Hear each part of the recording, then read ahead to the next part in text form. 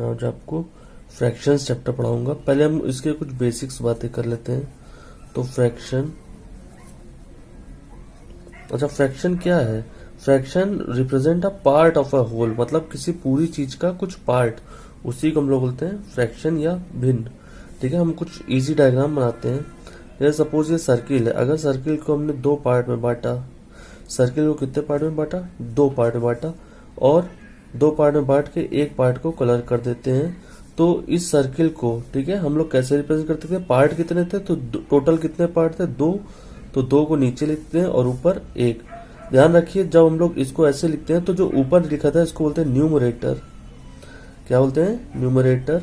और जो नीचे होता है इसको बोलते हैं डिनोमिनेटर। ठीक है, एक हम नेक्स्ट डायग्राम और लेते हैं। एक है, हमने ये लिया स्क्वायर, स्क्वायर की चारों साइड बराबर होती है, और इसके बाद हमने इसको चार बराबर बराबर पार्ट में बांट दिया, और अगर हमने इसका एक पार्ट फिल कर दिया तो ये फ्रैक्शन क्या कहलाएगा? तो ये फ्रैक्शन टोटल पार्ट्स कितने थे? 4।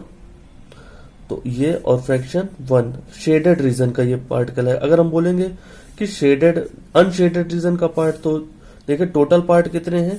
4, और अनशेडेड मतलब जिसमें रंग नहीं भरा है 1 2 3, तो 3/4 हो जाएगा अनशेडेड, और ये हो जाएगा शेडेड। ठीक है, 1/4।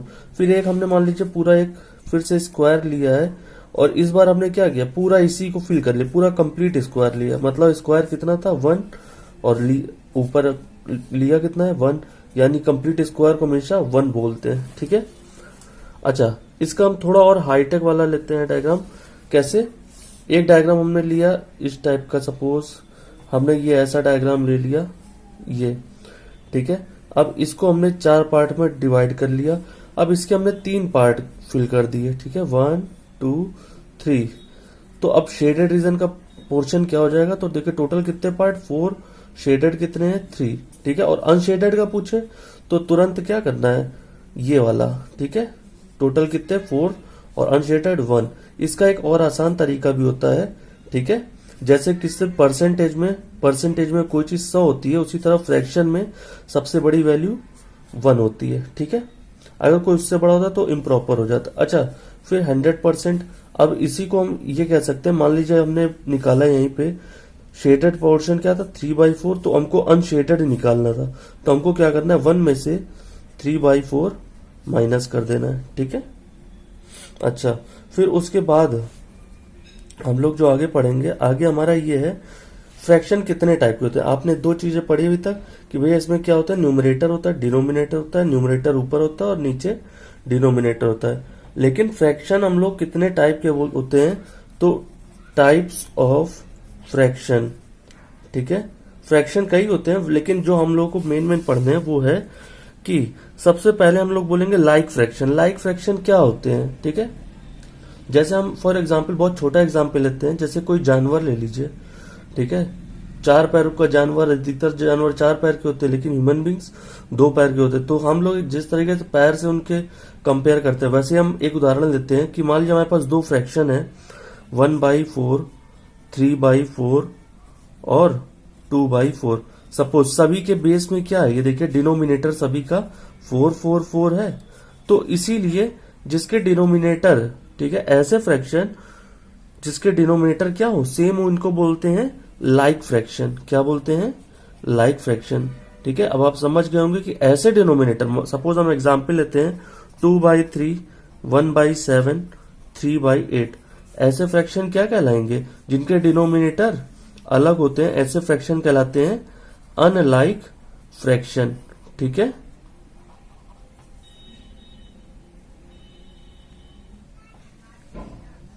फिर कुछ ऐसे फ्रैक्शंस भी होते हैं। हम लोग कुछ ऐसे फ्रैक्शंस पढ़ेंगे। सपोज कोई एक फ्रैक्शन लेते हैं हम 1/2, 1/3, 1/4।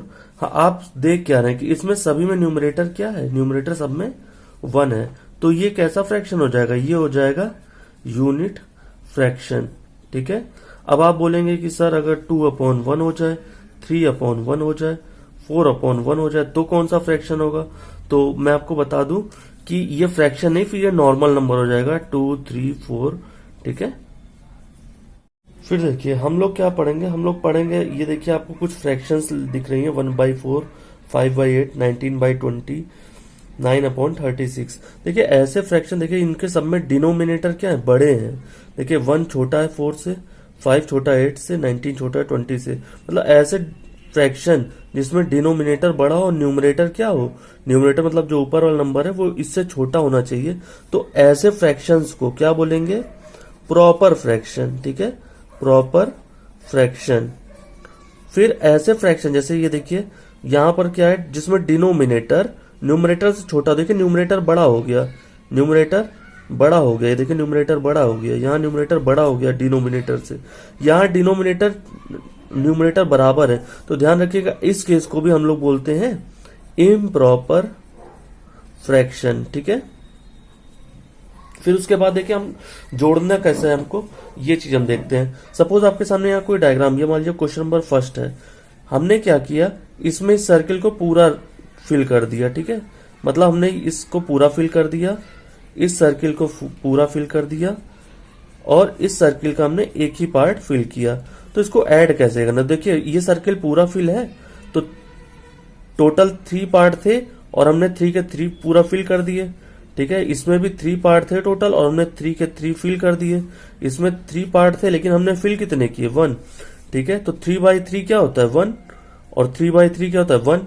तो देखिए 1 + 1, और ये देखिए 1 + 3, 1 + 3, तो दोनों को जोड़ेंगे 1 + 1, ये नॉर्मल नंबर है। ठीक है, देखिए फ्रैक्शन नहीं नॉर्मल है, तो 2 हो गया, और ये क्या है, फ्रैक्शन है, तो फ्रैक्शन को इसके बगल में ऐसे लिख देते हैं। ठीक है, फिर इसी तरीके से इसमें क्या करेंगे, हमने इसी तरीके से पूरा 2 सर्किल फिल कर लिया, और यहाँ पे हमने 3 सर्किल फिल कर लिए। ठीक है, 3 सेमी सर्किल, सॉरी।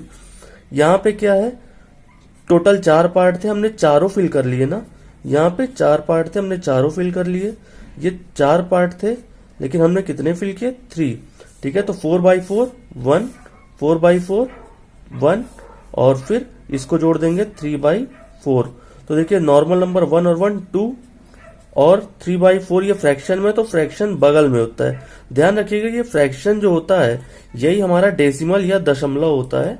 ठीक है, फिर देखिए इसमें क्या करेंगे, इसमें मान लीजिए हमने पूरा भर दिया, या मान लीजिए हमने पूरा भर दिया। ठीक है, 1 2 3 4, ठीक है, और एक हमने ये भरा, तो ये कैसे होगा, तो देखिए 4 पूरा भरा है, 4 में 4 भर दिया, और यहाँ 4 ब्लॉक्स है लेकिन कितने भरे, 1। तो देखिए 4/4 1 और 1/4, तो इसको ऐसे ही जोड़ देंगे, और ये कैसे होगा, नॉर्मल नंबर अपनी जगह, और जो फ्रैक्शन है उसको इसी के पास लाके सारे साइन हटा के ऐसे लिख देंगे।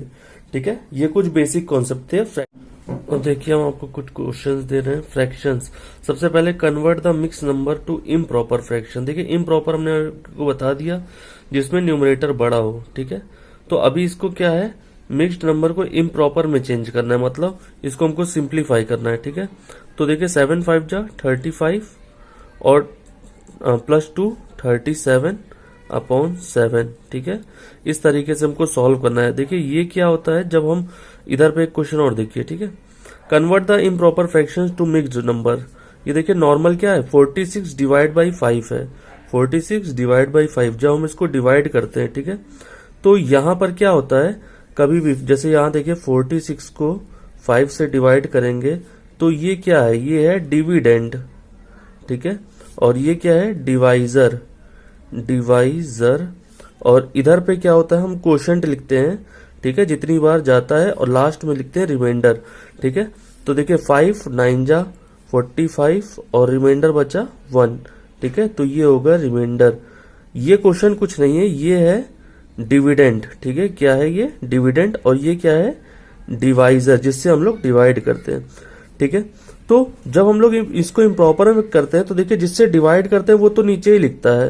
ठीक है, लेकिन डिवाइड करने के बाद क्वोशंट कहाँ आया, ये, तो क्वोशंट कहाँ लिखेंगे, यहाँ 9 जा, तो 5 9 जा 45, और बचा कितना, रिमाइंडर 1, तो ये यहाँ। ठीक है, यानी हम लोग कह सकते हैं किसी भी इम्प्रॉपर का जनरल फॉर्म क्या होता है, यहाँ पे होता है नीचे डिवाइजर, DIVI डिवाइजर।